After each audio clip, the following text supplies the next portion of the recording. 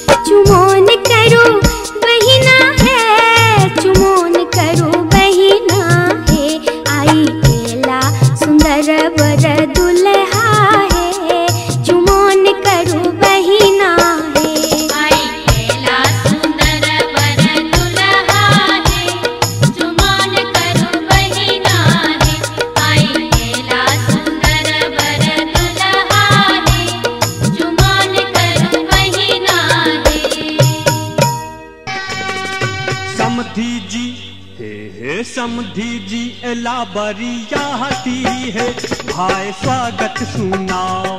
समधी जी एला बरियाती है भाई स्वागत सुनाओ सौंसे देह लागल छन करदा है भाई झाड़ू लगाओ सौंसे देह लागल छन करदा है भाई झाड़ू लगाओ।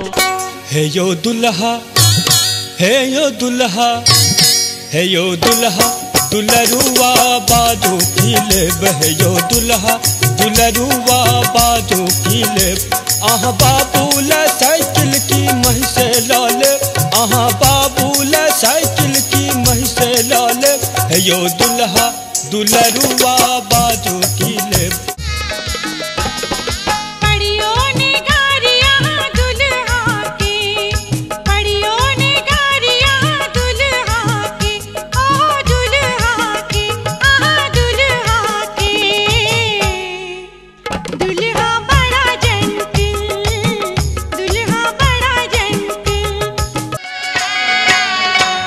मंगलमय दिन आज है पाहुन छठी आयल मंगलमय दिन आज है पाहुन छठी आयल धन धन जागल भाग है मन कमल फुलायल धन धन जागल भाग है मन कमल फुलायल मंगलमय दिन आज है पाहुन छठी आयल मंगलमय दिन आज है पाहुन छठी आयल।